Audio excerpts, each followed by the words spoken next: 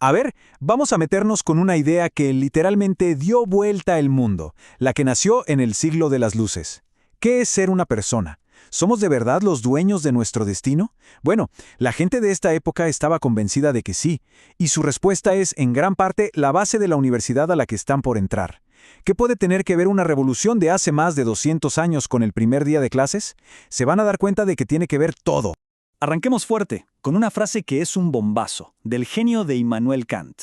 La ilustración es la salida del hombre de su autoculpable minoría de edad. A ver, frenemos acá. ¿Minoría de edad? ¿Autoculpable? Esto es fundamental. Kant no está hablando de la edad que figura en el DNI, para nada. Habla de una actitud. Esa comodidad de dejar que otros piensen por nosotros. Es la pereza de no cuestionar, de aceptar lo que nos dicen. Y, digámoslo, el miedo a usar nuestra propia cabeza. Y ahí mismo aparece la primera gran pregunta que nos tira esta época. Una que todavía rebota en los pasillos de cualquier facultad y que va directo a cada uno. ¿Y vos, te atreves a pensar por tu cuenta? Primera parada en este viaje, despertar a la razón. La imagen central de la ilustración es súper potente. Es la luz de la razón que viene a barrer con las tinieblas. ¿Pero las tinieblas de qué? Ojo, no hablamos de monstruos abajo de la cama, sino de ideas. Hablamos del dogmatismo religioso que te dice esto es así y punto.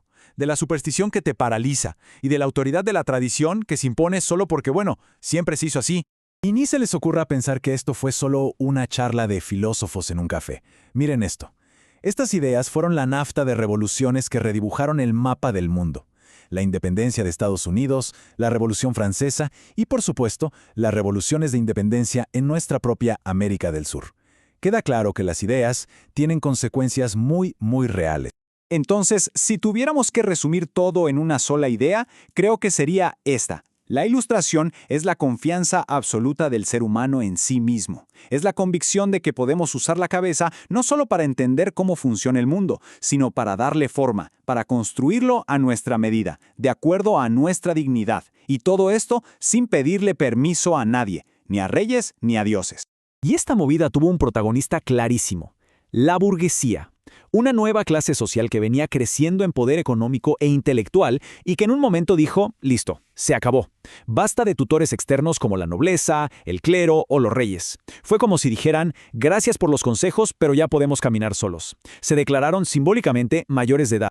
Y esto nos lleva a la herramienta principal de esta nueva era, el Tribunal de la Crítica.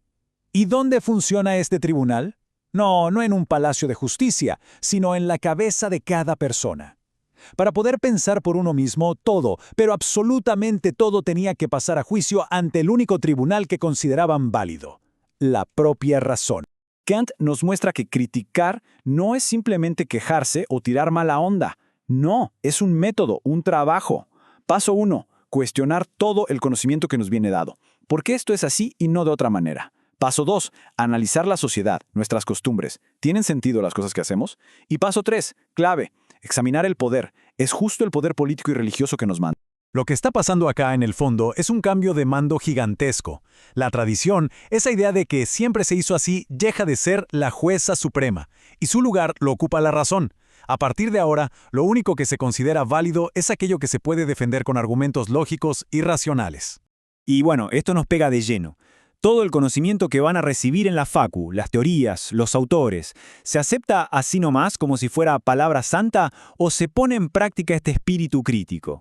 La pregunta es, ¿cómo se usa esta herramienta para analizar la sociedad desde la futura profesión, sea la que sea? Bueno, ahora entramos en un tema central y la verdad bastante picante: la libertad. Para la ilustración era el valor más alto. Pero, ¿qué quería decir exactamente ser libre? Y acá la cosa se complica porque no había una sola respuesta. Había por lo menos dos grandes maneras de entenderla, dos caras de la misma moneda: la autonomía y la utilidad. La tensión acá es fascinante. Por un lado, lo tenemos a Kant con la libertad como autonomía. Para él, ser libre es darte tu propia ley moral, que tu conciencia sea tu única jefa. Es una libertad que se juega adentro, una responsabilidad interior. Y por otro lado, aparece Adam Smith con la libertad como utilidad. Ser libre es poder salir a perseguir tu propio interés. Acá el motor es el egoísmo, la búsqueda de un beneficio personal exterior. Esta frase famosísima de Adam Smith lo deja clarísimo. No es la benevolencia del carnicero, del cervecero o del panadero la que nos procura el alimento, sino la consideración de su propio interés. La sociedad funciona según él porque cada uno busca la suya y, como por arte de magia, esa suma de egoísmos termina generando un beneficio para todos. Y esta tensión, gente, está más viva que nunca. Llevémoslo al futuro. En la profesión que elijan, ¿cómo van a manejar este quilombo? ¿Cómo se equilibra la búsqueda totalmente legítima del interés personal, de ganar plata, de tener éxito, con el deber moral que se tiene hacia la sociedad, los clientes, los pacientes o la comunidad? De toda esta revolución de ideas nace una nueva forma de entender al ser humano.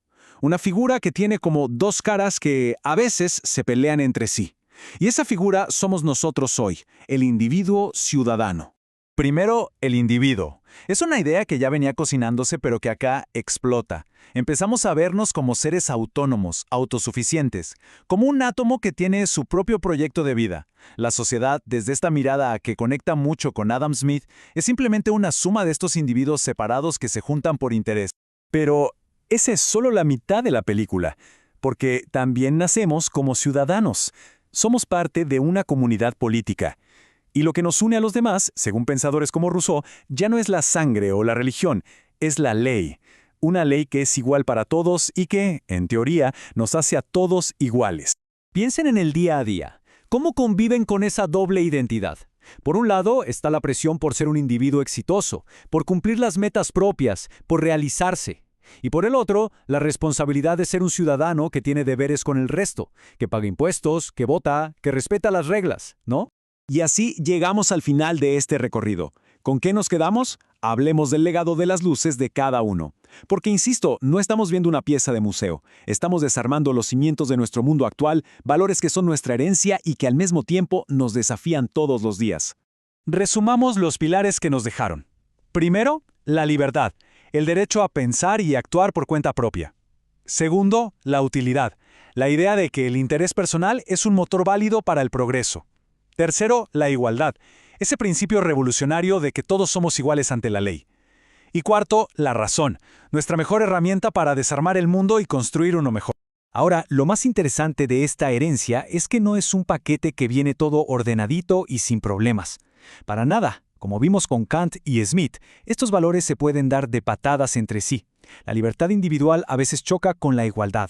La búsqueda del beneficio personal puede chocar con el deber moral. El verdadero desafío que nos dejan es aprender a navegar estas tensiones con pensamiento crítico. Y acá cerramos el círculo. La universidad no es solo un lugar para aprender una profesión, es el gimnasio del pensamiento crítico. Les va a dar las herramientas para hacerse cargo de este legado. El lema, al final, es el mismo que gritó Kant hace más de 200 años, y es la invitación final de este análisis: sapere aude, anímense a pensar.